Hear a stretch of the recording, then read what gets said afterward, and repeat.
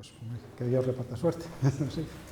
Bueno, pues buenas tardes a todos. En primer lugar, quiero asegurarme de que se me oye bien, porque a veces no lo consigo proyectar la voz a una sala que es un poquito amplia. ¿Me oís bien desde las últimas filas? Perfecto.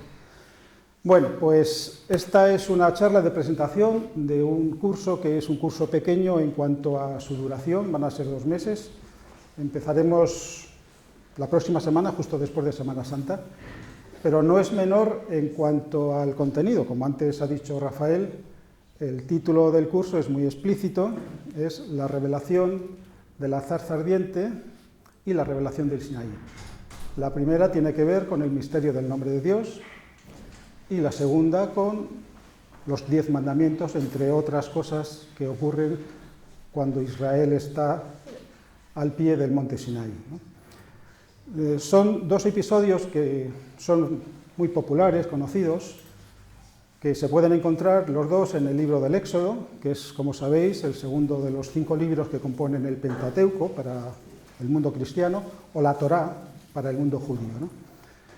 El primer episodio, donde se presenta a Moisés, que se encuentra con la zarza que arde sin consumirse, lo podéis encontrar en el capítulo 3 del Éxodo. Y el otro episodio, que es mucho más complejo, tiene una puesta en escena mucho más elaborada, con muchas más cosas que ocurren, ocupa 16 capítulos, desde el capítulo 19 hasta el 34 incluido, siempre del libro del Éxodo. Entonces, aunque seguramente todos habéis oído, o habéis leído, os suenan estos 2 episodios bíblicos, yo voy a hacer un brevísimo resumen para poneros en situación, poneros en escena, empezando por la revelación de la zarza ardiente.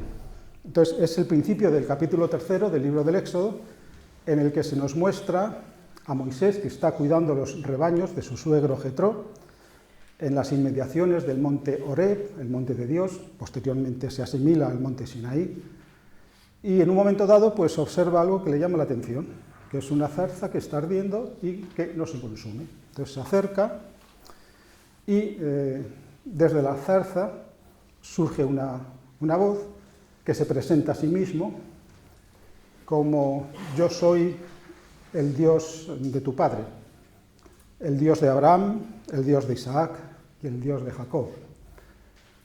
Tiene lugar un diálogo entre la presencia divina, esa teofanía o hierofanía, es decir, manifestación de lo divino o manifestación de lo sagrado, un diálogo entre la zarza ardiente y Moisés, en el transcurso del cual pues esa presencia divina le encarga a Moisés que vaya a Egipto, donde está el pueblo de Israel sometido a un régimen de esclavitud y de trabajos forzados, anunciándole que él, que es el Dios de los padres, de los patriarcas de Israel, de Abraham, Isaac y Jacob, va a sacarle de la esclavitud de Egipto para llevarle a una tierra que emana leche y miel. Y a Moisés le encarga entonces que vaya a hablar al faraón para pedirle, exigirle, que deje partir a su pueblo. Entonces Moisés dice: bueno, y cuando yo me presente ante el pueblo de Israel, ¿en el nombre de quién digo que vengo aquí? Entonces es cuando tiene lugar la primera revelación del nombre, que es una frase que en hebreo, en el transcurso de la charla voy a decir 4 cositas en hebreo, aparte de todo esto que tenéis aquí, que lo veremos más adelante, porque eso contribuye a que vayáis cogiendo la vibración, ¿no? La vibración del curso tiene mucho que ver con el espíritu, con el alma de la lengua hebrea, ¿no? Entonces, la revelación del nombre de Dios suena algo así como Ejeye Asher Ejeye. Os digo otra vez, Ejeye Asher Ejeye.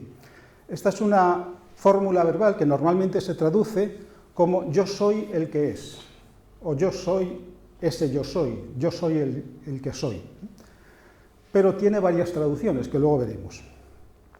Y a continuación hace una declaración mucho más explícita de cuál es su nombre.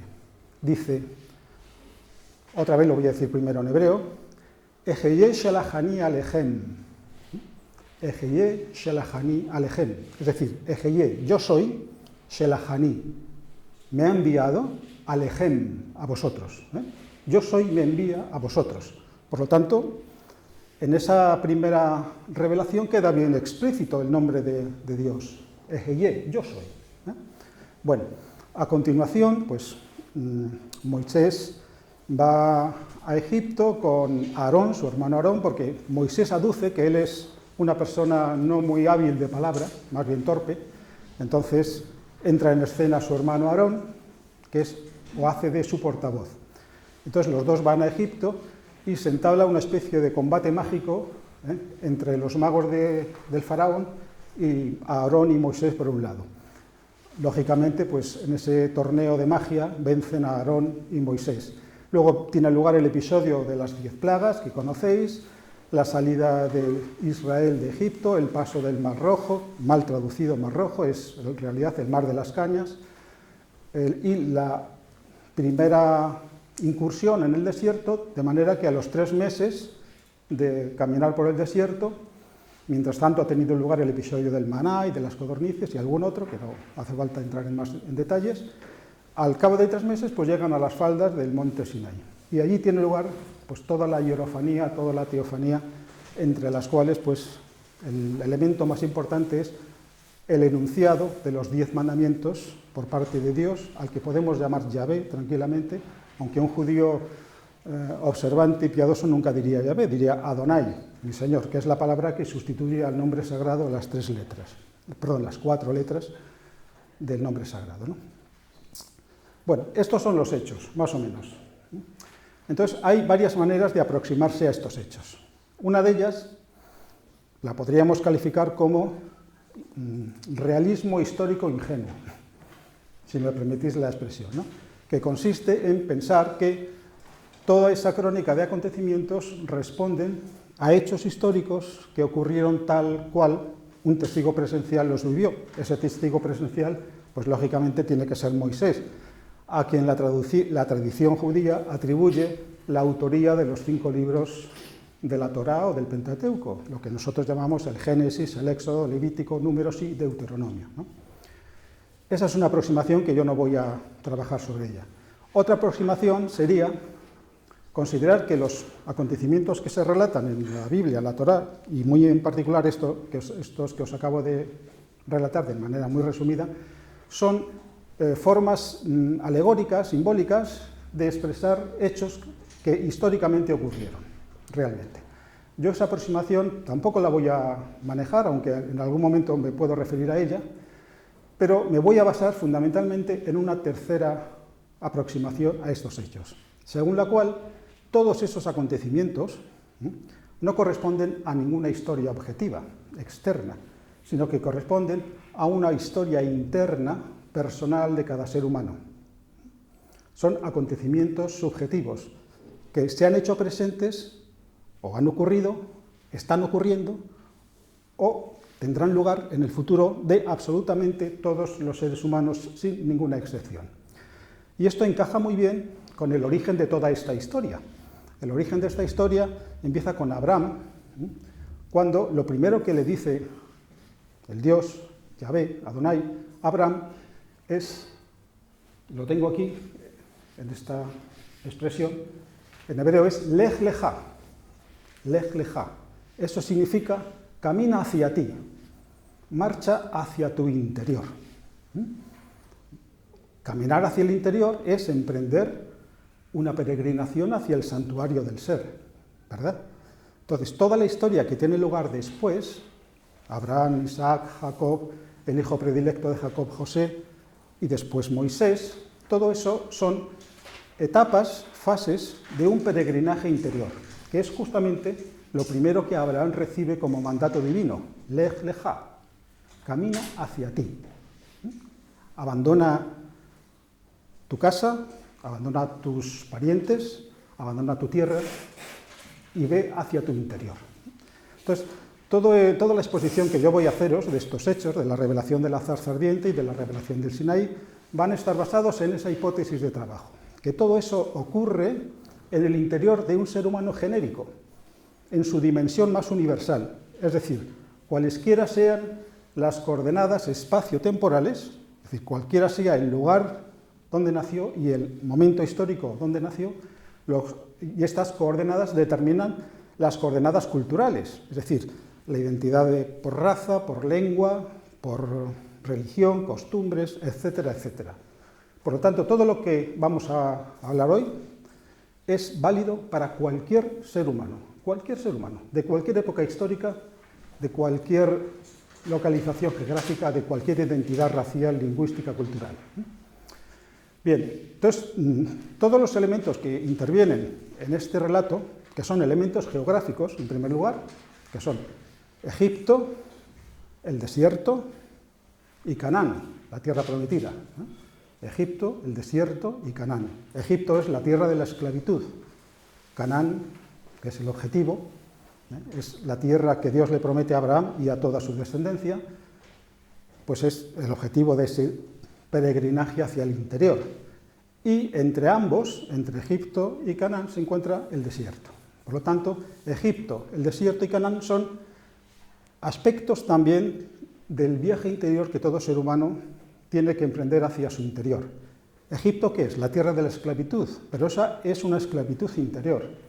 Es la esclavitud en la que todo ser humano se encuentra consigo mismo. Luego veremos, apoyándonos concretamente en estos números, qué significa exactamente esa esclavitud. Y Canaán sería la tierra de la libertad interna, la libertad espiritual. Se puede decir, conoceréis la verdad y la verdad os hará libres. Eso ocurre en esa tierra mítica que es Canaán, tierra interior, siempre. No olvidemos que tanto Egipto como el desierto, como la tierra prometida, son estados internos. Y exactamente el mismo razonamiento se puede hacer en relación a los personajes que intervienen, que son, en primer lugar, los patriarcas del Viejo Testamento, los patriarcas que aparecen en el Génesis, empezando por Abraham, con su hijo Isaac, finalizando por Jacob, y el hijo predilecto de Jacob, que es José, el cual, por una serie de peripecias que podéis leer en los capítulos finales del Génesis, acaba en Egipto, acaba siendo el hombre fuerte de Egipto, y el resto de sus hermanos, más el padre de todos, que es Jacob, acaban todos ellos en Egipto. Entonces, Israel es un invitado de honor, es un invitado privilegiado en tierras de Egipto. Pero pasan 400 años y entonces, ahí empieza el éxodo, se levanta un rey de Egipto que no conocía absolutamente nada de José. Y entonces Israel ha pasado de ser un pueblo invitado en unas condiciones privilegiadas a ser un pueblo oprimido y condenado a trabajos forzados y todo eso. Bien, entonces vamos a centrarnos en el primer episodio, el episodio de la zarza ardiente. Siempre desde la premisa que hemos dicho antes, todos los acontecimientos y todos los personajes son aspectos de un único ser humano genérico al que podremos llamar, ya lo anticipo, con la palabra Israel. Israel. Luego veremos qué significa exactamente la palabra Israel, ¿no? Entonces, situámonos en la escena de la zarza ardiente, donde tenemos a Moisés hablando con Dios. Pero si hemos dicho que eso representa a un ser humano genérico, ¿entre quiénes se establece ese diálogo? Bueno, la mejor respuesta posible la encontramos también en la Biblia, que es una cita que muchos de vosotros me habéis oído porque siempre la digo. En el Cantar de los Cantares, en el capítulo 5, versículo 2, se dice: yo dormía, pero mi corazón velaba. Yo dormía, pero mi corazón velaba. Os lo digo en hebreo para seguir captando o introduciendo la vibración del alma de la lengua hebrea. Ani yeshena uelibi er. Ani yeshena es yo dormía. Uelibi er, pero mi corazón velaba. Fijaos que esas dos afirmaciones se atribuyen a un único ser humano. Es decir, en todos nosotros hay un yo que duerme, pero en todos nosotros hay un corazón que vela. Un yo que duerme. Si duerme puede despertar. ¿Despertar a quién? Pues hasta identificarse con el corazón que está en vela, que nunca duerme, que siempre está despierto. Entonces, Moisés, dialogando con Dios desde la zarza que arde sin consumirse, es un yo que duerme, pero que está empezando a despertar. Ese yo es Moisés. Si no estuviera empezando a despertar, hubiera sido imposible que se encontrara con esa presencia divina en la zarza que arde sin consumirse. Entonces Moisés es el yo, la conciencia, el estado de conciencia desde el cual yo os hablo y desde el cual vosotros me escucháis. A ese estado de conciencia le podemos llamar el estado mentalmente despierto, sensorialmente despierto, porque somos conscientes de lo que estamos pensando, de lo que estamos sintiendo y de lo que vemos y de lo que oímos. Pero todavía no estamos espiritualmente despiertos. Pero podemos entrar en un camino de despertar. Esa sería la conciencia de Moisés.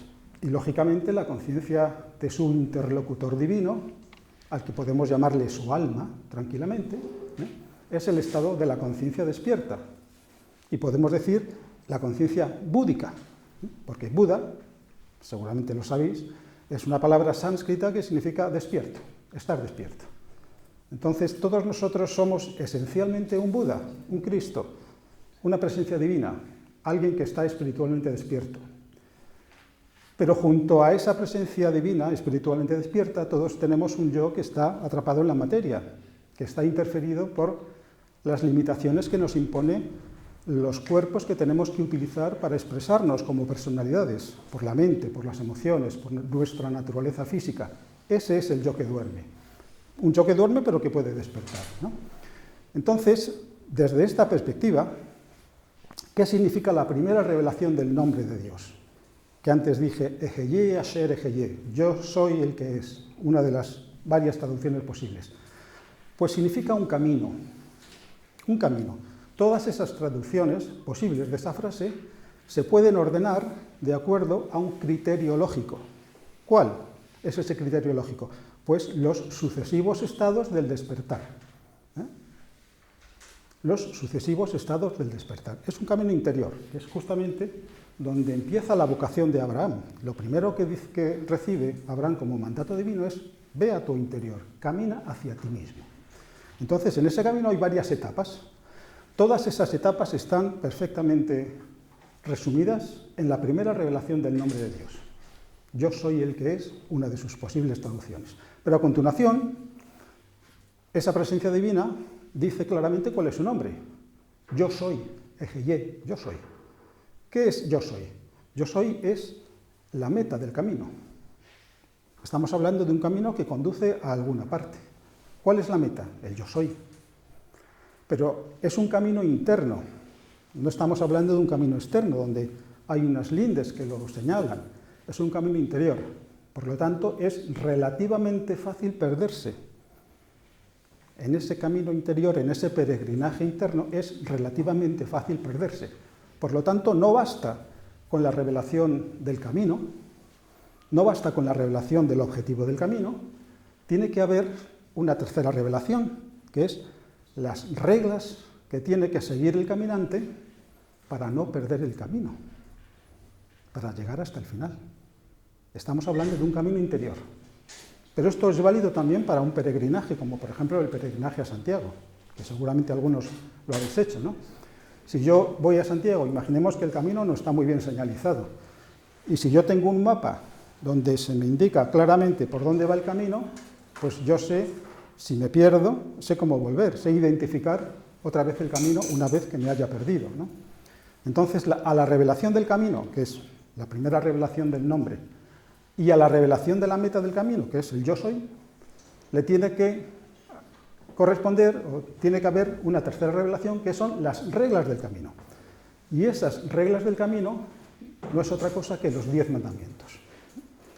Los 10 mandamientos son las normas de conducta, la manera en la que yo tengo que comportarme en la vida, de manera sistemática, para primero no perderme en el camino, no salirme del camino, y finalmente llegar hasta la meta del camino, que es el yo soy. Es decir, la identificación del yo dormido, pero que puede ir despertando progresivamente, con el yo despierto, con la conciencia espiritualmente despierta. Entonces veis hasta qué punto las dos revelaciones son totalmente complementarias. Ninguna es completa sin la otra. En la revelación de la zarza ardiente, ¿qué se revela? El camino y la meta del camino. Un camino interior, repito. Y en la revelación del Sinaí, en su núcleo fundamental, que son los 10 mandamientos, ¿qué se revela? Las reglas que tiene que seguir el caminante para no perderse por el camino y poder llegar hasta el final. Al final, quien sigue las reglas puede decir de sí mismo, yo soy. Es lo que puede decir el alma de cada uno de nosotros. ¿Qué es lo que somos? Nosotros vivimos transitoriamente en estado de ignorancia de nuestro verdadero ser. Cuando nos identifiquemos con nuestro verdadero ser, todos podremos decir, yo soy. Hasta entonces no he sido, estaba siendo. Entonces el camino de estar siendo conduce al ser y al decir, yo soy. Bueno, esa es, de una manera muy resumida, la aproximación de estos dos episodios, haciendo una legítima descontextualización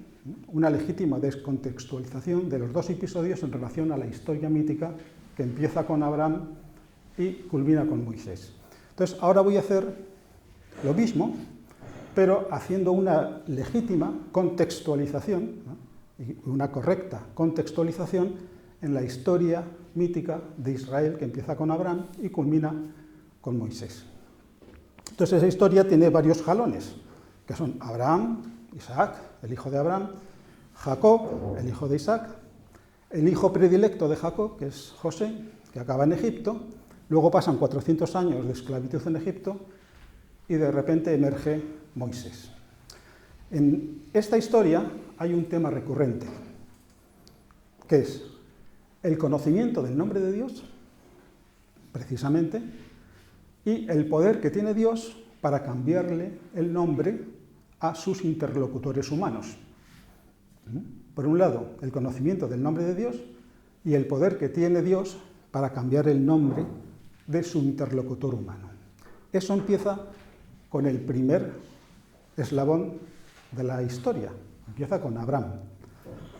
Abraham inicialmente no se llama Abraham, que es esta palabra que hay aquí, Abraham. Se llama así, Abraham. Abraham. Esto, si yo hubiera sido más estricto, esta B hubiera sido una V.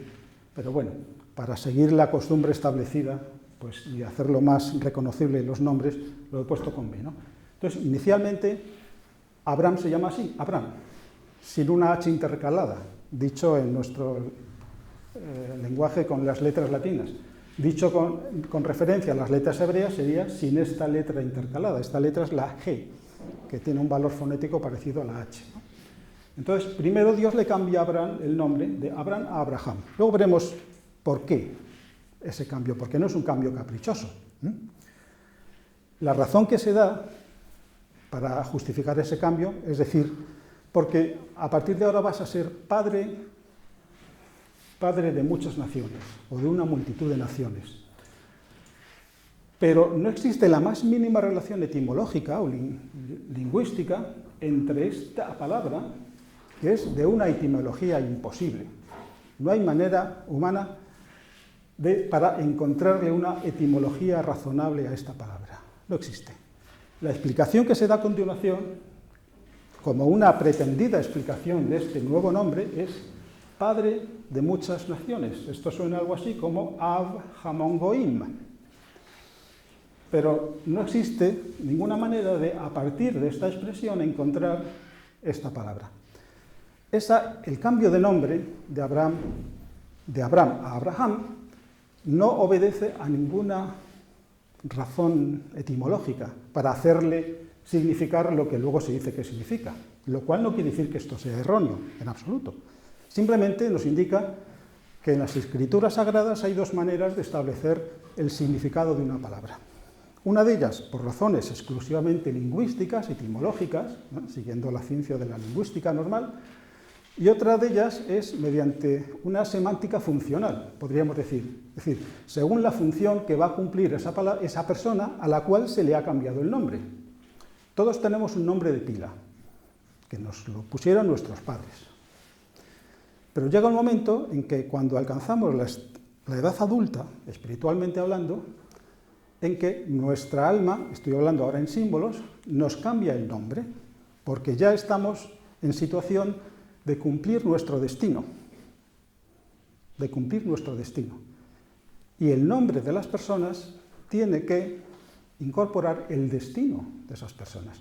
Entonces el destino de Abraham cambia Cuando invoca la presencia divina y empieza ese camino hacia el interior, Lech Lecha, tiene que cambiar la resonancia, el valor como resonancia, como sonido, como vibración.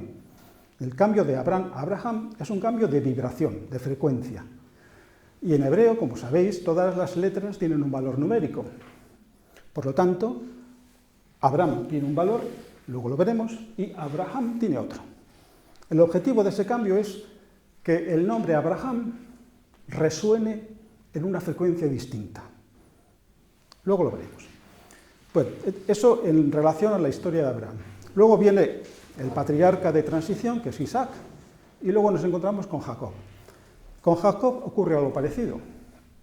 Hay un episodio que es el episodio central en la vida de Jacob, que es cuando tiene un combate nocturno con un adversario, con el cual lucha durante toda una noche, y al final el combate acaba en tablas. Nadie vence. Ese adversario es presentado con el nombre Ish. Ish significa hombre. Ish.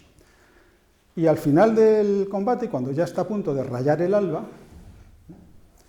pues este adversario nocturno de Jacob le toca la articulación de la pierna en la cadera, de lo cual Jacob resulta cojo.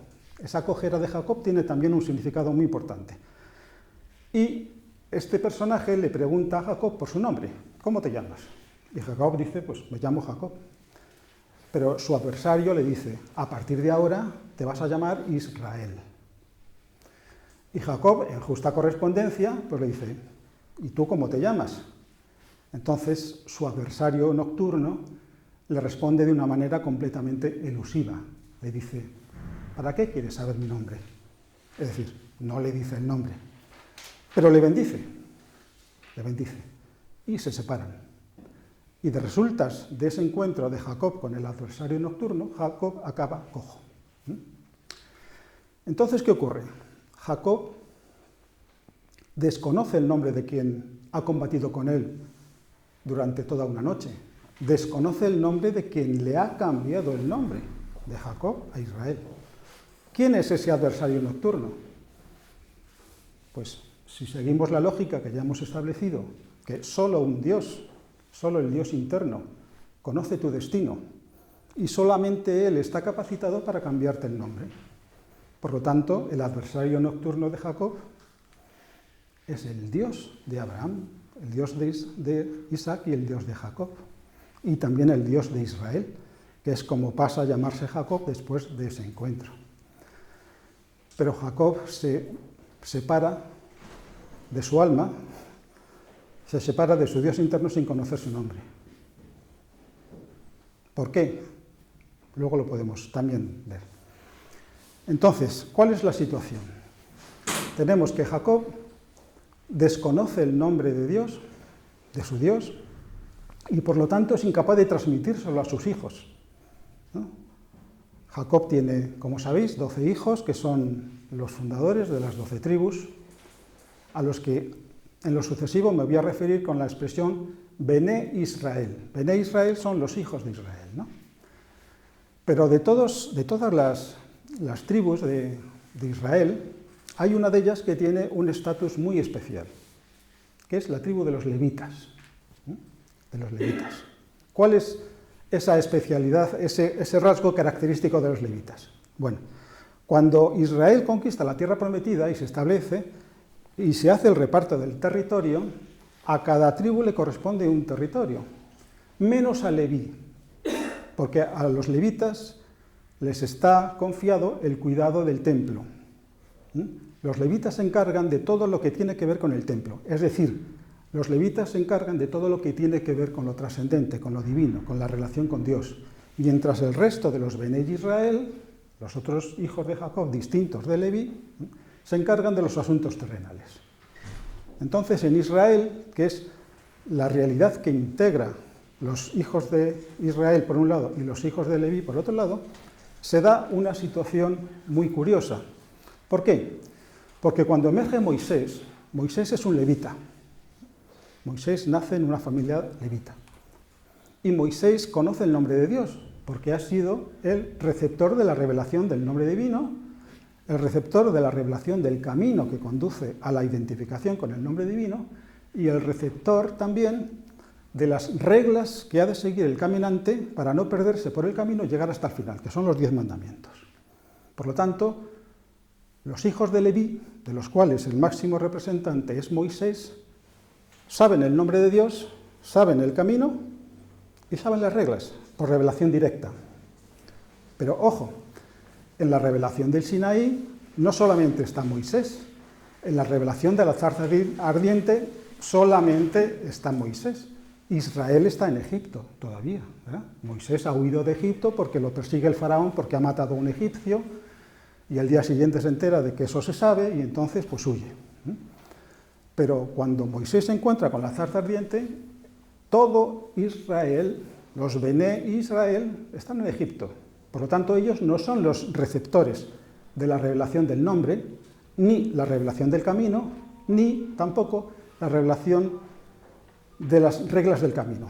Pero cuando ocurre la teofanía del Sinaí, sí que está todo Israel presente a los pies del Sinaí, porque los 10 mandamientos los enuncia Yahvé mismo, Dios, desde la cumbre del Sinaí, y en las laderas, en la falda del Sinaí, está Moisés más el resto de Israel. Pero ¿qué ocurre? Si leéis el relato, veréis que cuando Dios ha acabado de enunciar los 10 mandamientos, los hijos de Israel le dicen a Moisés, por favor, en lo sucesivo que no nos hable Dios directamente, porque tememos morir, háblanos tú. Es decir, los hijos de Israel, aunque están presentes en la teofanía del monte Sinaí, no se enteran de los 10 mandamientos, porque están atemorizados, y eso lo dice el texto bíblico, están atemorizados por ese despliegue de poder, de truenos, relámpagos, del sonido del shofar, que genera todo eso un estruendo extraordinario que hace que los hijos de Israel estén atemorizados. Por lo tanto, no se enteran de los 10 mandamientos. Ellos reciben la revelación del nombre, del camino y de las reglas del camino a través de Moisés, pero no por revelación directa. Esa es la gran diferencia entre los hijos de Leví, los Bené Leví, y los hijos de Israel, los Bené Israel. Los hijos de Leví conocen el nombre de Dios, que es el objetivo del camino, conocen el camino y conocen las reglas, por revelación directa de la divinidad. Mientras que Israel, los hijos de Israel, conocen todo eso, pero no por revelación directa, sino por revelación indirecta a través de Moisés. ¿Qué quiere decir? Pues todo tiene, antes lo mencionaba Rafael, todo tiene un aspecto exotérico, externo, superficial, y todo tiene también un aspecto esotérico, interno. Traducido en otras palabras, los hijos de Israel conocen únicamente la superficie, la parte externa, exotérica, tanto del nombre de Dios como del camino que conduce al nombre de Dios y sobre todo de las reglas para caminantes, los 10 mandamientos.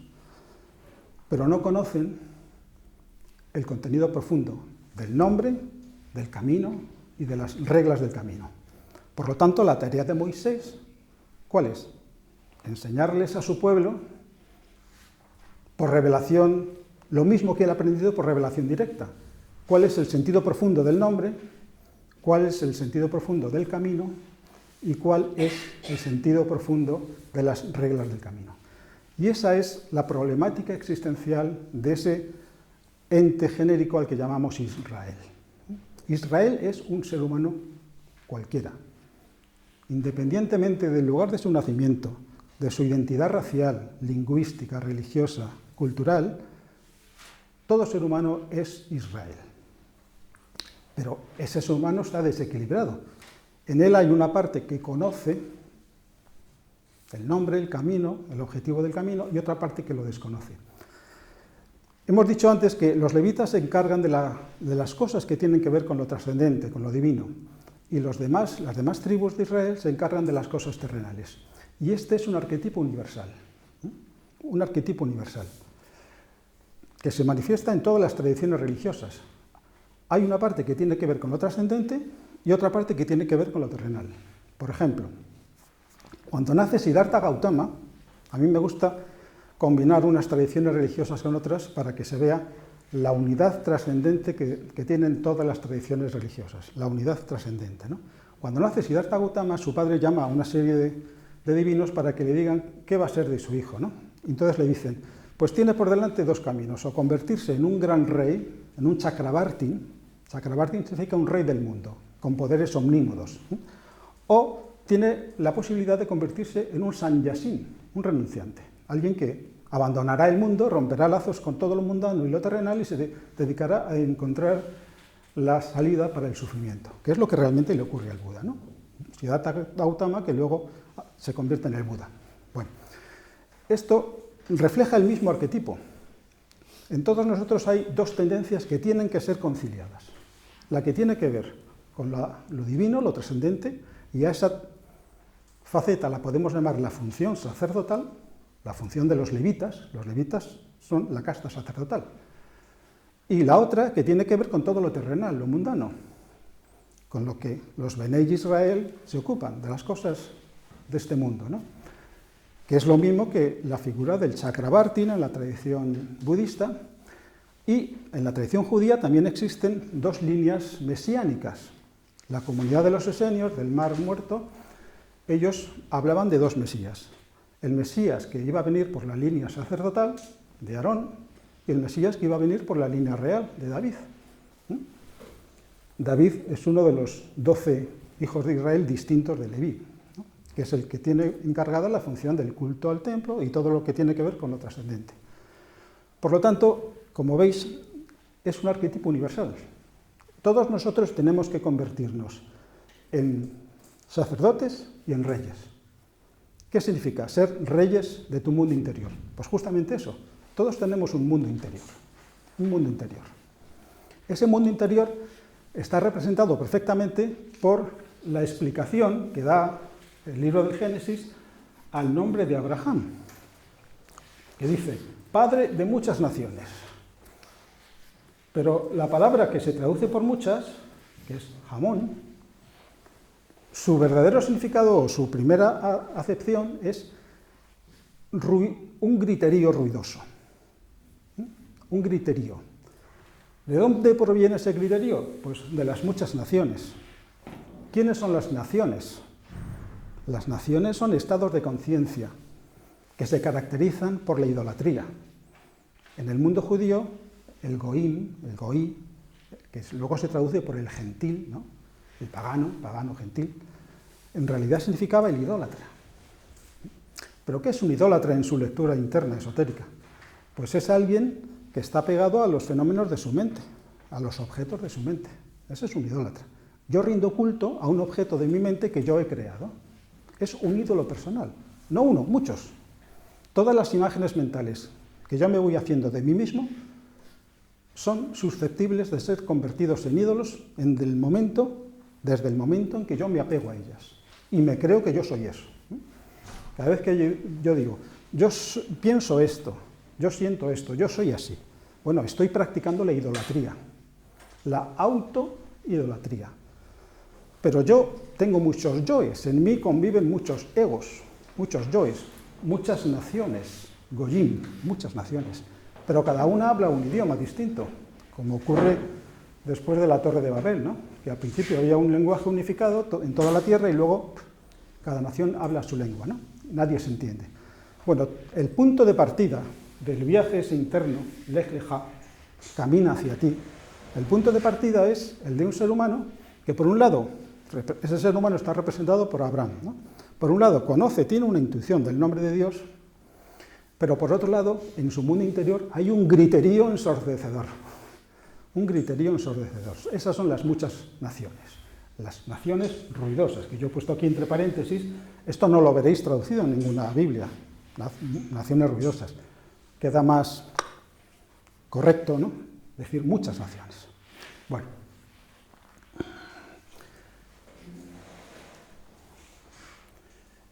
Entonces, vamos a volver a la figura de Jacob cojeando. Y ahora comprenderéis cuál es el significado de la cojera de Jacob. Alguien que cojea es alguien que no está equilibrado. Si Jacob hubiera reaccionado de otra manera cuando se le enfrenta su adversario nocturno, no hubiera cojeado. ¿Qué tendría que haber hecho Jacob para no salir cojo de ese combate? ¿Cuál es la conducta que hay que seguir cuando tu adversario es tu alma? Porque quien se enfrenta a Jacob es su alma, el Mesías de su historia. El alma y el Mesías es la misma figura. Cuando uno se enfrenta a un adversario divino, la única salida es entregarse incondicionalmente. Entregarse incondicionalmente al adversario divino que te enfrenta. Pero no, Jacob quiere preservar su identidad. No quiere dejar de ser lo que él cree que es. Por lo tanto, el adversario divino no puede hacer nada, porque no puede avasallarle.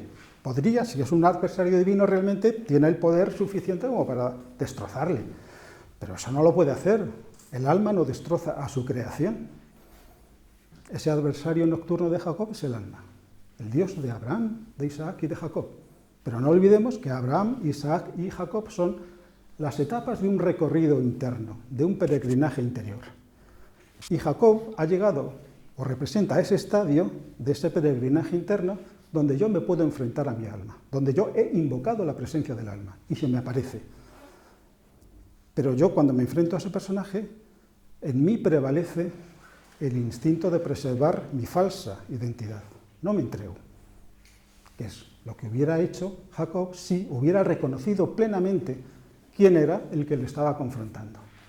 Pero eso no ocurrió así. Por lo tanto, Jacob sale cojeando. Y ese desequilibrio de Jacob, esa cojera interna, psicológica, si queréis, es lo que hereda Israel a lo largo de toda su historia. Porque toda la historia de Israel, después del episodio del Sinaí, es la historia de un repetido fracaso. De un repetido fracaso. El fracaso empieza en la monarquía. Los tres reyes de Israel, Saúl, que es un rey fallido, ni siquiera es considerado como rey, es un rey fallido desde el principio, fracasa. El sucesor de Saúl, David, fracasa en la misión que tenía asignada, que es construir el templo.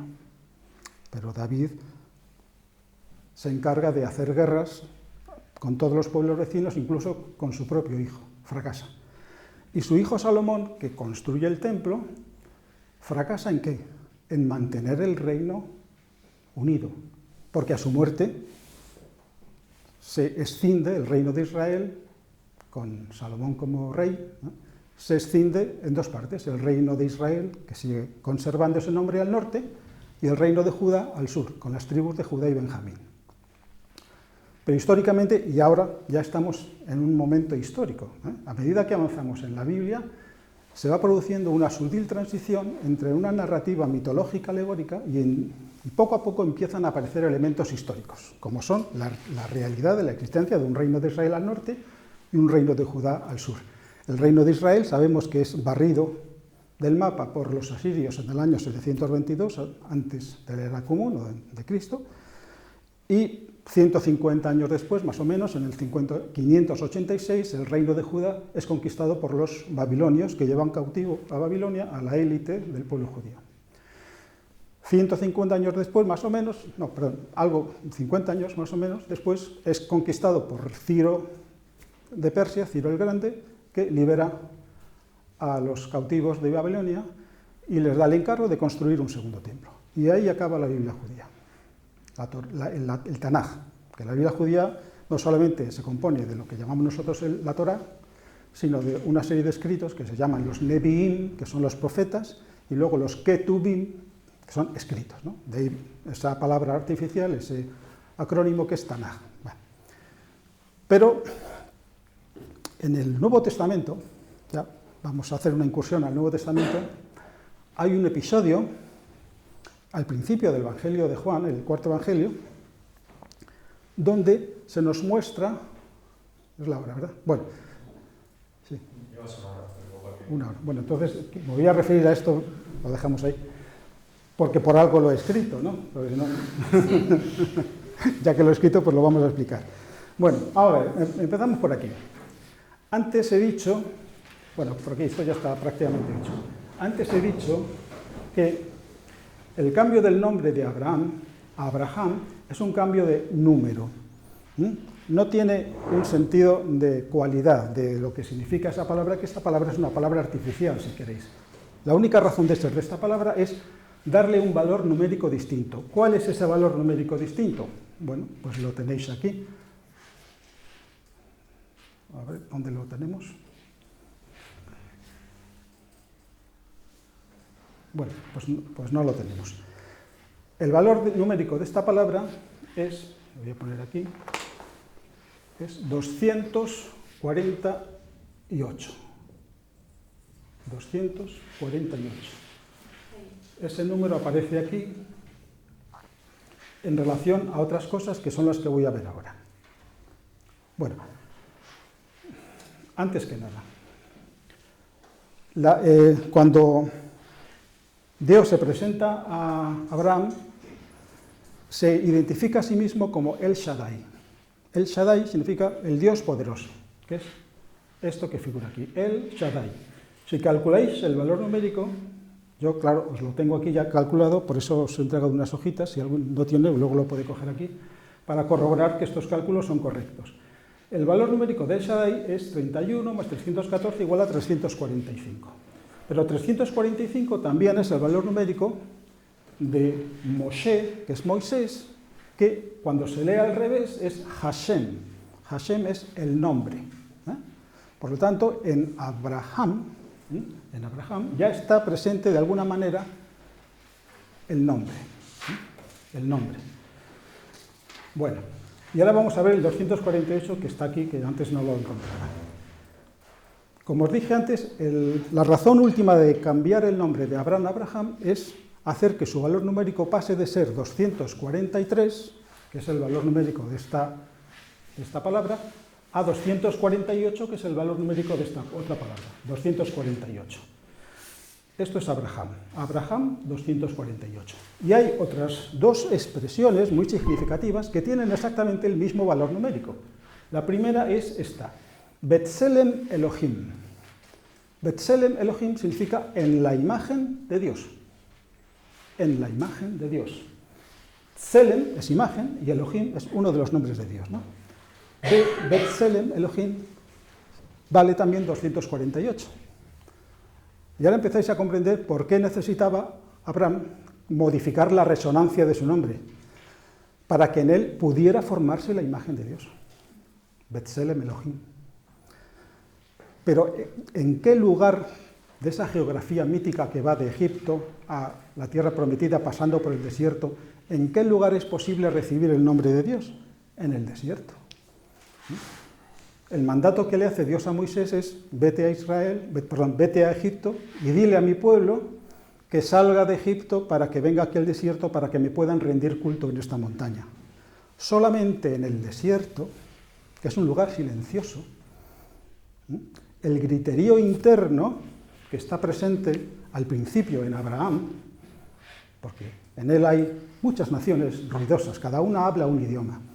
Solamente en el desierto se puede hacer el silencio interior que hace posible la audición comprensiva del nombre de Dios. Y esto es lo que significa esta palabra, Bemidbar. Midbar es desierto, y Be es una preposición que significa en. Bemidbar es en el desierto. Y esto también vale 248. 248. Por lo tanto, veis la extraordinaria factura que tiene la lengua hebrea, que es una lengua alfanumérica, es decir, una lengua de letras y de números, donde ninguna predomina sobre la otra. Y si hubiera que establecer una jerarquía, primero serían los números, que son las vibraciones. Un número es una vibración, un sonido que incide sobre una materia, que adopta una forma al recibir el impacto del sonido creador. Esa forma que adopta la materia al recibir el impacto del sonido creador es el origen último de todos los jeroglíficos que han utilizado todas las culturas tradicionales. Jeroglífico es hieros, glifos. Hieros sagrado, glifos, dibujo, un dibujo sagrado. De ahí provienen las letras hebreas. y también las letras del sánscrito, y todas las letras de todas las lenguas de misterios que hay, que ha habido o que habrá, ¿no? Entonces, esta es una de las razones por las que Abraham tuvo que cambiar el nombre a Abraham. Pero 248 es otro número muy importante que nace de dividir 613 en dos sumandos, 365 más 248. ¿Qué es 613? 613 es el número de mandamientos que tiene que cumplir un judío. Un judío observante tiene que cumplir 613 mitzvot. Mitzvot significa mandamientos. Divididos en dos grupos. Mandamientos negativos, que son 365 negativos, es decir, lo que no hay que hacer, no hagas esto, no hagas lo otro, no hagas tal, ¿no? Y 248 mandamientos positivos, haz esto, haz esto, haz esto, haz tal, ¿no?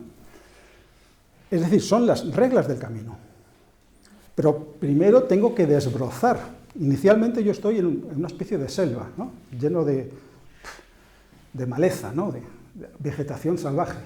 Primero tengo que desbrozar el camino aplicando los mandamientos restrictivos, lo que no tengo que hacer, lo que no tengo que hacer.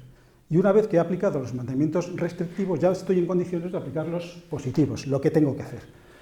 Y aquí encontramos otra vez la prodigiosa estructura de la lengua hebrea. 365 yo lo puedo descomponer en tres sumandos, 5 más 60 más 300. Debajo de estos números pongo las letras que corresponden a estos números. Debajo de 300 la letra Shin, debajo de 60 la letra Samech y debajo de 5 la letra G.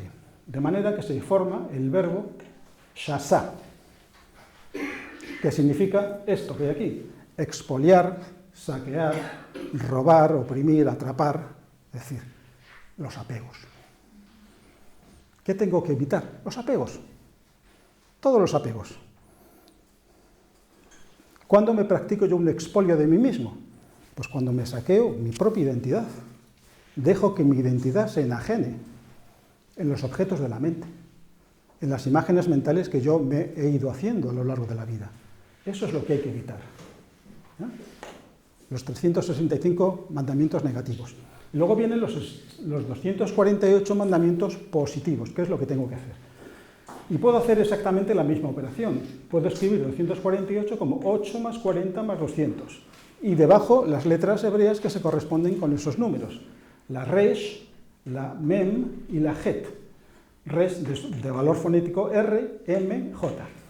Entonces los he puesto aquí en un ciclo que se recorre en este sentido. Porque yo puedo formar tres palabras distintas utilizando las mismas letras, pero empezando cada vez por una distinta. Primero empiezo por esta, luego sigo esta y por esta. Entonces tengo la palabra romaj, que significa lanza, venablo, dardo. Si empiezo aquí, tengo la palabra majar, que significa mañana. Mañana como día de mañana, como el futuro. Mañana. Y luego, si empiezo aquí, tengo otra palabra, jerem, que es esta, que significa dos cosas muy interesantes. Por un lado, aniquilación, y por otro lado, consagración. Entonces vamos a ver conjuntamente estas tres palabras. Lanza. ¿Una lanza qué hace? Señala una dirección. Yo arrojo una lanza y la trayectoria de la lanza me está señalando una dirección, un camino. Ese camino se proyecta en el tiempo futuro. Mañana. Romaj, majar. Romaj, la lanza, majar, el tiempo, mañana. Pero ese mañana le seguirá otro mañana, y ese mañana otro mañana, una sucesión de días. Es decir, yo tengo que emplear un tiempo para recorrer el camino que me señala la lanza, ¿verdad? ¿Y el objetivo final cuál es? Jerem. Y Jerem tiene esos dos significados. Es una guerra de exterminio que permite que yo me consagre las cosas divinas. Consagrarse es dedicarse en régimen de exclusividad a las cosas divinas, a las cosas del alma, a las cosas de mi real identidad. Pero antes tengo que practicar una guerra de exterminio, una guerra santa. ¿Hacia quién se dirige esa guerra santa? Pues a todos los obstáculos que hay en mi interior que se oponen como obstáculos del camino a que yo llegue al objetivo, que es el yo soy. Identificarme con mi presencia divina interna. Entonces veis de qué manera tan extraordinaria ese número, 248, que es la vibración de Abraham cuando se le cambia el nombre, permite que se emprenda el camino, el conocimiento del camino, la dirección, el camino se proyecta en el futuro y el objetivo final es la consagración. Pero para consagrarme a las cosas divinas yo tengo que hacer previamente una limpieza radical, un exterminio total, una guerra de exterminio en el sentido místico, que no tiene nada que ver con las guerras santas ni con las cruzadas, donde una fe combate a otra, o un país combate a otro, o un imperio arrasa a otro imperio. No, no tiene nada que ver. Estamos hablando de un viaje interior. Hemos empezado aquí. Lej Lejá, que es el primer mandato que recibe Abraham. Camina hacia ti, hacia tu santuario interno. Pero en ese camino yo me voy a encontrar muchos enemigos, muchas malezas, mucha hojarasca. Ante esos obstáculos tengo que ser absolutamente radical. Tengo que exterminar todos los enemigos. Tengo que recuperar toda mi energía consciente que ha estado enajenada en los objetos de mi mente. Y el final del camino, pues es lo que recibió como revelación directa Moisés: yo soy. Bueno, me temo que me he pasado de tiempo, ¿no? No. Teníamos una idea de estar un ratito. ¿Una hora? No, vale. podemos estar repitiendo. Lo que pasa es que te Ah, conté antes, vale. la intención de antes... Bueno, entonces voy a decir rápidamente... Era de estar aquí definido simplemente por una referencia al tiempo. Voy a decir rápidamente lo que antes me quedé a medias, que es el encuentro de Jesús. Me hice una alusión a un pasaje del cuarto evangelio, del Evangelio de Juan, donde aparece un personaje que se llama Natanael. Natanael. Lo podéis leer en el primer capítulo del Evangelio de Juan. Me voy a referir a la parte final nada más. Hay un momento en que se encuentran Jesús y Natanael. Y entre los dos hay un reconocimiento recíproco. ¿Cómo le recibe Jesús a Natanael cuando le ve venir? Dice: he aquí un israelita en quien no hay dolo. Un israelita en quien no hay dolo. Dolo es engaño. Un israelita que no cojea. No cojea. Dolo es engaño o desequilibrio, se puede decir, ¿no? Entonces, Natanael es un israelita que no cojea. ¿Por qué no cojea? Pues la clave está en la manera en que tiene Natanael de reconocerle a Jesús. Porque le dice: tú eres el rey de Israel, tú eres el Hijo de Dios. Es decir, tú eres el rey de Israel, la función real llevada a su culminación máxima. Y también tú eres el Hijo de Dios, la función profética, sacerdotal, levítica, llevada a su culminación máxima. Pero las dos fundidas en un mismo ser humano, en Jesús. ¿Quién es Jesús? El alma. ¿Quién es Natanael? El ser humano que inicialmente estaba dormido, con una conciencia espiritualmente dormida, que ha ido despertando progresivamente y al final de ese camino de despertar progresivo se encuentra al ser que está despierto y que siempre ha estado despierto, Jesús, el alma. Y entonces tiene lugar el reconocimiento mutuo.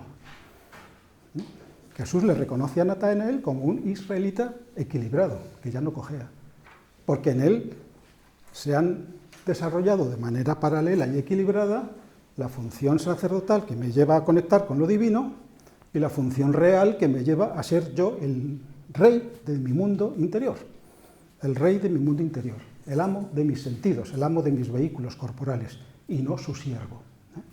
Entonces, ese reconocimiento mutuo es justamente el objetivo final del viaje iniciático hacia el interior, que Abraham es invitado a realizar.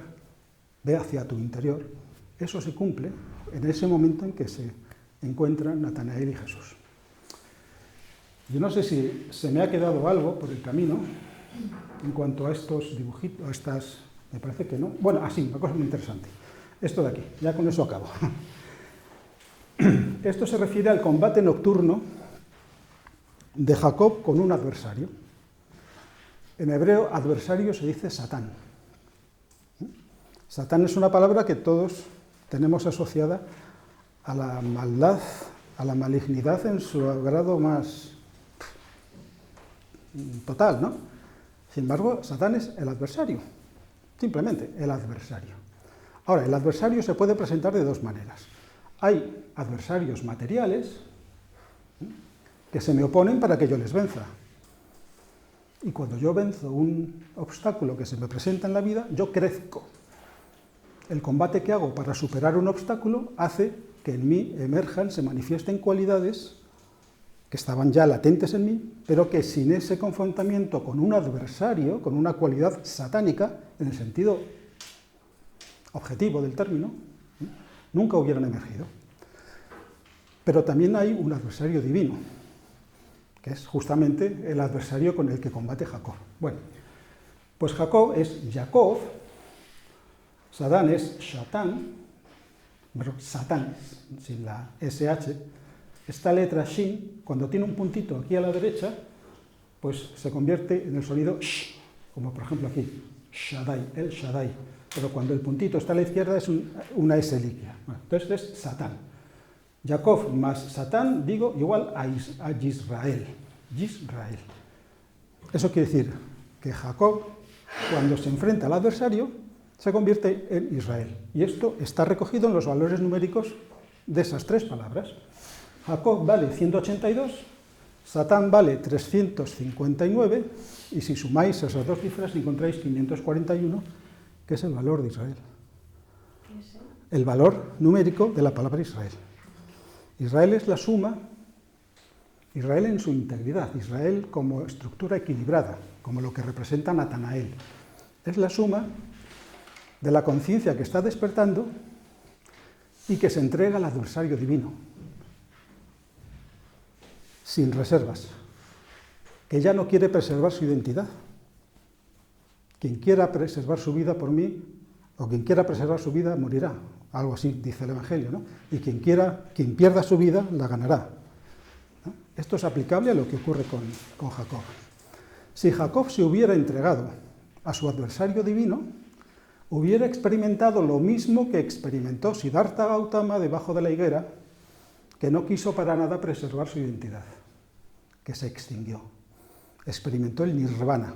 Nirvana es una palabra sánscrita que significa extinción. Extinción. Jacob no quiere extinguirse. En él hay un instinto de supervivencia, de preservar su identidad terrenal. Por eso no se entrega al adversario. Se resiste. Lucha con él toda la noche, pero su adversario no puede hacer nada. Si yo soy el alma y si mi reflejo no me reconoce, yo no puedo hacer nada. Esa relación alma-personalidad funciona cuando la personalidad es capaz de reconocer al alma. Si la reconoce a medias, no funciona. Jacob se va sin conocer el nombre. Recibe su bendición, eso sí, pero no sabe el nombre. Y ese desconocimiento del nombre de Dios se lo transmite a sus hijos. Y eso es todo lo que hemos hablado antes, ¿no? Bueno, pues yo me callo y a partir de ahora estoy a vuestra disposición para contestaros las preguntas, los comentarios que queráis hacer. ¿Cuál es el objetivo del curso? ¿En qué nos puede ayudar? Pues el objetivo del curso pues es desarrollar todo esto, pero con mucho más detalle. ¿En qué os puede ayudar? Bueno, eso ya es una cosa muy subjetiva. Estos cursos que yo doy, no me los planteo como una terapia, porque yo no soy psicoterapeuta, no soy terapeuta, ni pretendo para nada hacerlo. Yo comparto hechos, experiencias, más que conocimientos, experiencias, que luego cada uno lo recibe de alguna manera personal, subjetiva, y eso luego, en la situación personal de cada cual, pues lo aplica en su vida de la manera que cada uno quiera o pueda o sepa o le parezca mejor. Contestando a tu pregunta, pues os puede ayudar en autoconoceros, por ejemplo, en conocer quiénes somos, qué significa ser un ser humano, qué significa llevar una vida humana, en qué consiste ser un ser humano, por ejemplo, ¿no? ¿Qué camino tenemos por delante para alcanzar la meta? Porque hay que partir de la base de que la vida humana tiene una meta, tiene un objetivo, tiene un sentido, es un camino a lo largo del espacio y del tiempo. El objetivo final es ser quien somos. Ser quien somos. Entonces, lo que os puede servir es ayudaros en esa empresa, en ese camino, en ese peregrinaje interno en el que todos estamos implicados. Eso es lo mejor que te puedo contestar es eso. Nada. Sí. Has hablado por ejemplo de cuando estaba el adversario, que había un adversario material y otro que era como la divinidad, ¿no? Ajá. Es un ejemplo Bueno, pues el adversario divino es justamente el que se enfrenta con Jacob durante esa noche, durante la cual combaten los dos sin que nadie prevalezca. El adversario es alguien que se te enfrenta, que te marca una alternativa de vida. Entonces el adversario material pues es los problemas, los obstáculos que yo tengo que superar en el día a día de mi vida. Pero luego hay el adversario espiritual, que es el que me ofrece un sentido a mi vida. Entonces, los obstáculos que yo tengo que superar no están personificados en el adversario, sino que ese adversario me hace ver a mí los obstáculos que todavía existen en mi mundo personal para lograr fundirme con él. Ese es el sentido del adversario espiritual. Más preguntas.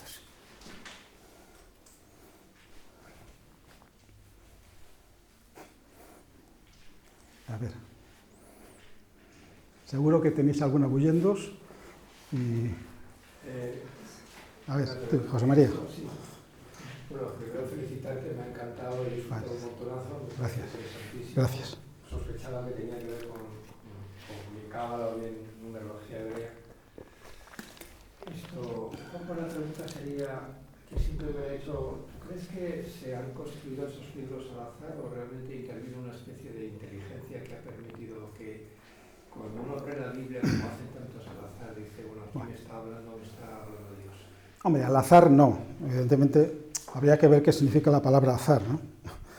Azar es crear una situación que los seres humanos no podemos controlar. Por lo tanto, es darle la oportunidad a lo divino para que se manifieste. Eso sería el sentido último que tiene el azar, ¿no?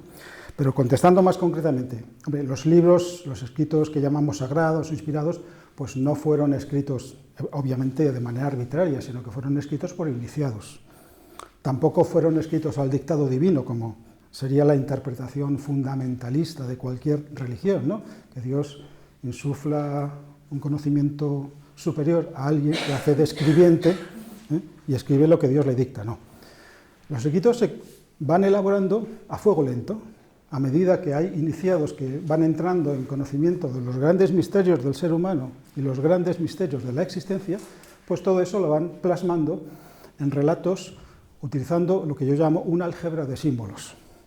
Álgebra de símbolos porque la relación de todos esos símbolos entre ellos responde a unas leyes tan precisas como los símbolos matemáticos, ¿no? En un desarrollo matemático, un solo error, por pequeño que sea, invalida todo el desarrollo. Entonces hay un álgebra de símbolos que es el que ha sido utilizado por todos los iniciados de todas las tradiciones para escribir sus libros. Me da lo mismo que sea la Biblia, que sean los Vedas, el Corán, los sutras budistas, en otro orden de cosas. Todas las escrituras sagradas dignas de ese nombre han sido escritos por seres humanos iniciados en los misterios del ser humano, de la existencia. Eso te respondo. Sí. Entonces, el Hijo de Dios, que todos conocemos, entonces ya vino perfeccionado, que cumplió a rajatabla todo, ¿no? Ya. ¿Te refieres a Jesús? Sí. Bueno, eso ya se sale un poco, pero sí, Jesús representa al hombre perfecto. El ser humano que realiza la integridad de su condición humana y divina. Hay una frase en el Evangelio de Mateo que pone en labios de Jesús: sed perfectos como vuestro Padre Celestial es perfecto. Sed perfectos significa ser íntegros, estar completos. Yo soy. Solamente alguien que dice yo soy, está diciendo yo soy yo. Mientras tanto, somos imperfectos.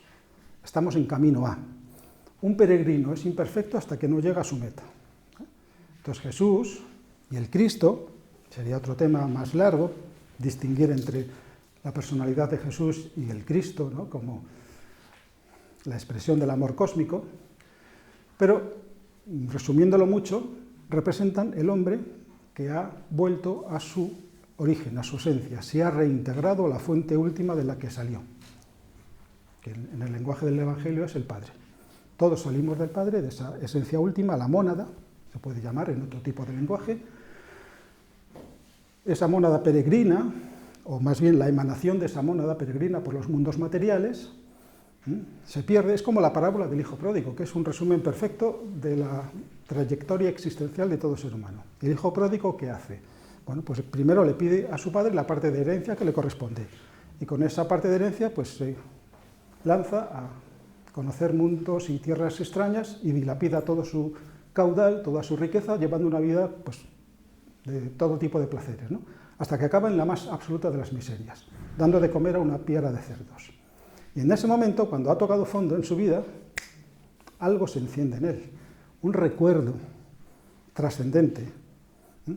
Dice, en la casa del padre a nadie le falta el pan, porque está deseando alimentarse de las algarrobas que le dan los cerdos. Y en ese momento, cuando ya ha tocado fondo existencialmente, se le despierta la memoria de sus orígenes últimos.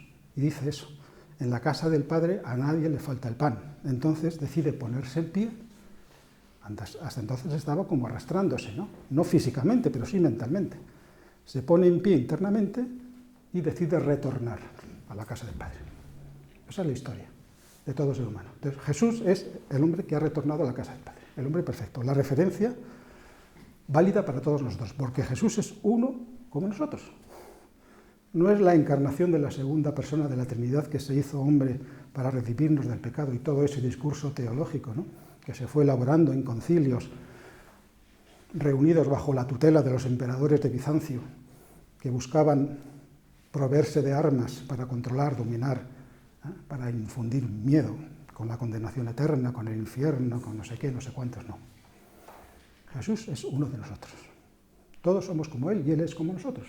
Y todo lo que Él hizo lo podremos, mejor dicho, lo tenemos, lo vamos a hacer antes o después, todos y cada uno de nosotros.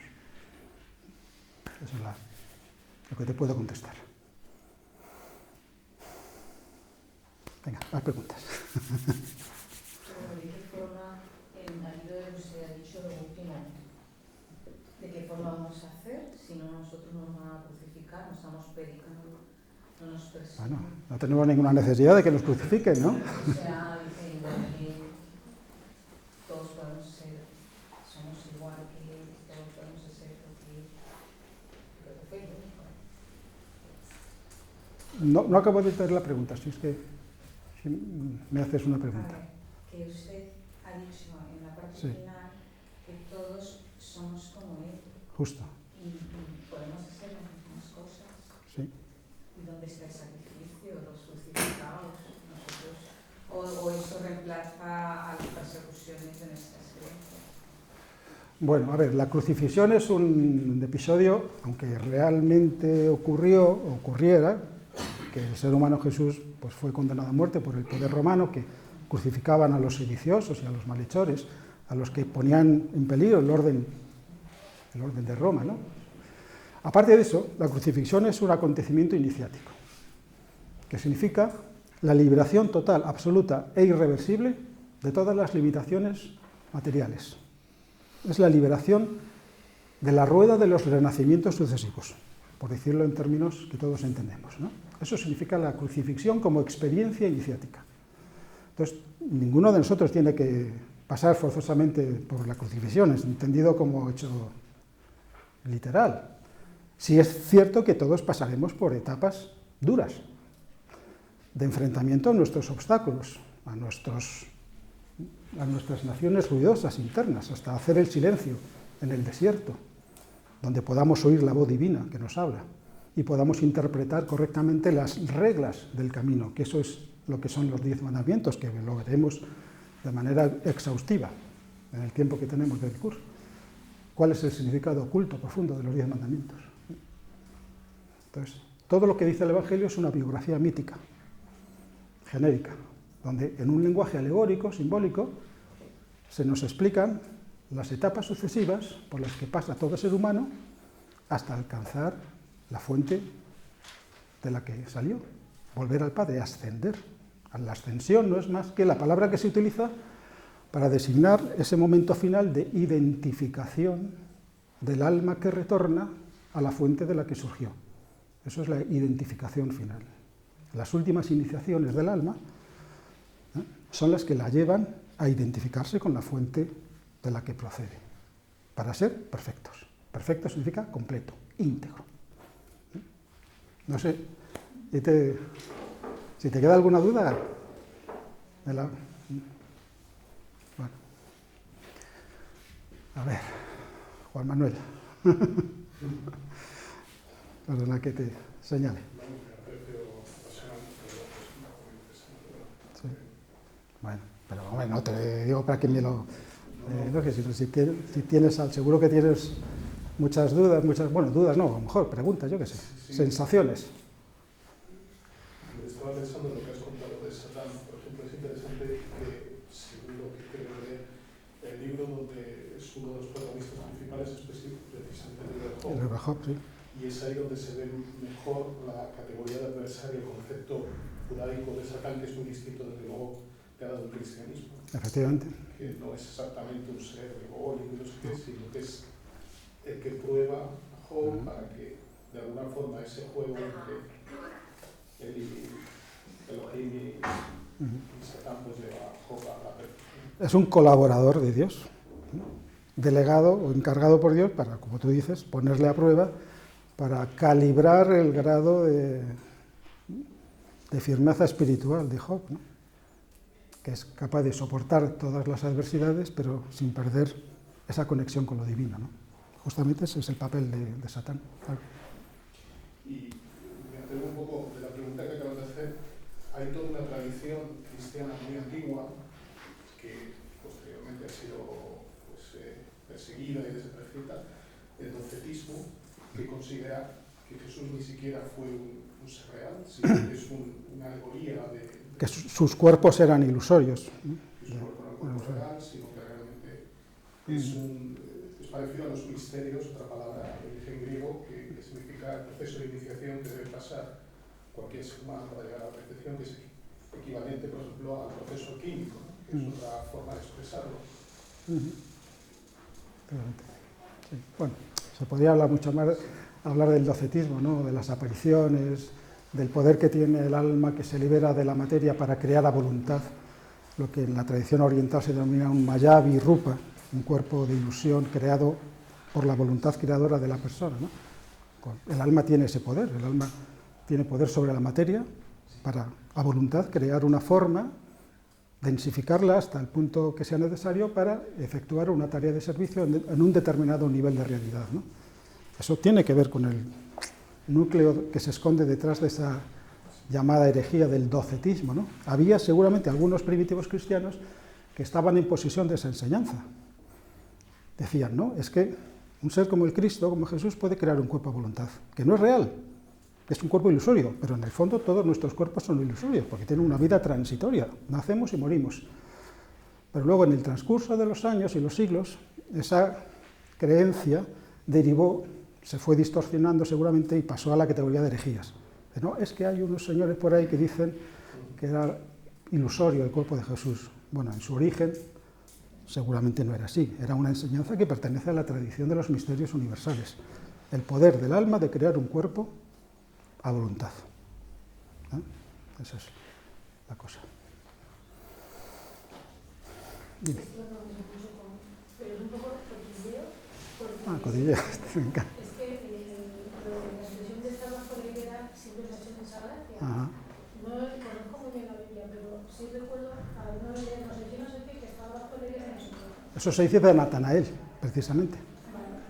Entonces, quería saber, yo he entendido, creo que estar bajo la higuera es estar dormido, ¿o no? Bueno, es una expresión que puede significar varias cosas. Estar debajo de la higuera simboliza muchas cosas, ¿no? Curiosamente es el árbol sagrado de muchas tradiciones, de la tradición hindú, de la tradición budista y también de la tradición judía, la higuera, ¿no? El fruto del árbol del conocimiento no era una manzana en absoluto, en ningún lugar del Génesis se habla de manzanas, como mucho sería una higuera, porque Adán y Eva, con lo que se cubren, cuando se dan cuenta de que están desnudos, se cubren con hojas de higuera. Entonces el árbol que tenían más a mano seguramente era una higuera. Pero bueno, contestando, estar debajo de la higuera significa estar todavía sujeto, en una de sus acepciones, estar todavía sujeto al samsara, a la rueda de los renacimientos sucesivos. Pero llega un momento en que tú estás debajo de la higuera con la decidida voluntad de no levantarte de ahí, como hizo Siddhartha Gautama, hasta alcanzar la iluminación y el despertar completos. Entonces la higuera es la puerta, si quieres, una puerta interdimensional que te conecta o que te hace proyectarte al nirvana, la extinción. Debajo de la higuera, Siddhartha Gautama experimentó la extinción. Se aniquiló como personalidad terrenal. Y al extinguirse como personalidad terrenal, ¿qué emergió? Pues el ser que siempre había estado ahí, pero enmascarado por sucesivas personalidades que se iban haciendo cada vez más transparentes a medida que progresaba la rueda de los renacimientos. La última personalidad terrenal de Buda fue Siddhartha Gautama. Cuando Siddhartha Gautama se extinguió debajo de la higuera, emerge el Buda, que siempre estuvo ahí. Entonces, eso es lo que significa esa expresión. Y aparece mencionada en el Evangelio de Juan, en la historia de Natanael, porque en un momento dado Jesús le dice a Natanael: antes de que me conocieras o antes de que me vieras, como ahora me estás viendo, yo ya te había visto cuando estabas debajo de la higuera.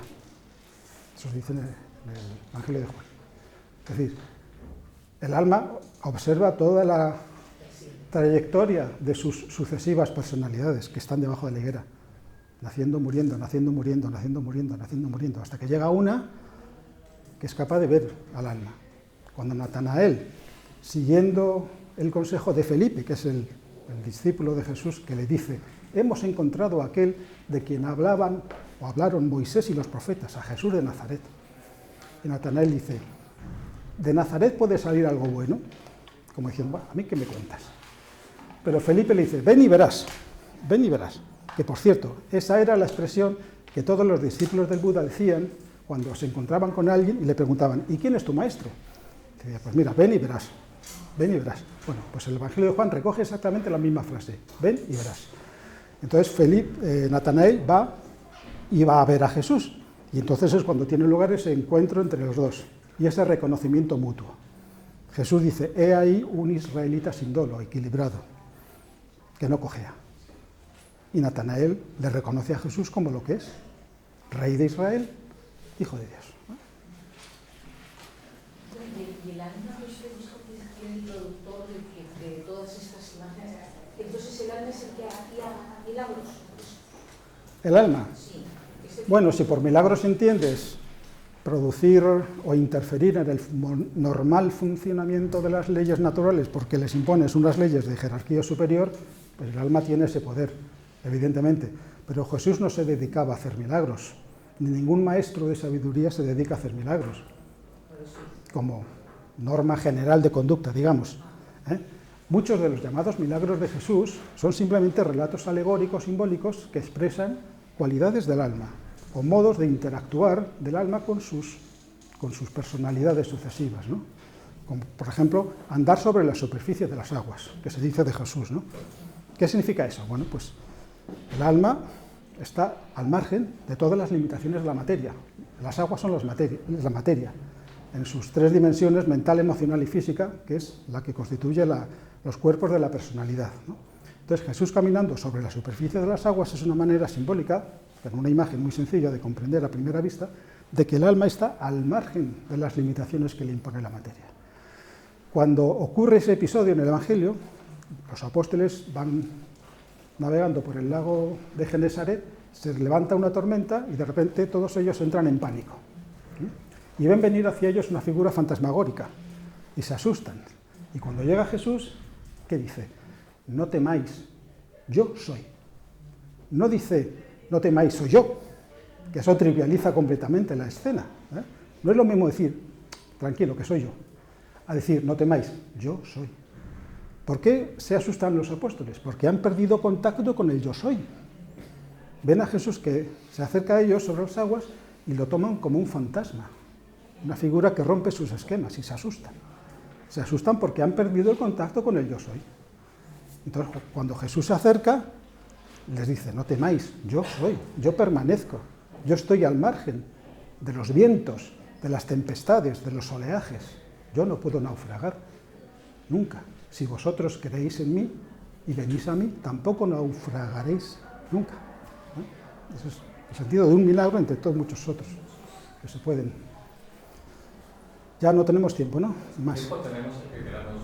Creo, lo que pasa es que quiera conocer a Juan Luis como persona, escuchar el mensaje que pueda aportar y dejar la puerta abierta para el que quiera profundizar más en el trabajo que vamos a hacer a partir del día 18, yo creo que está conseguido. Y si alguien tiene alguna pregunta personal particular, pues la puede hacer.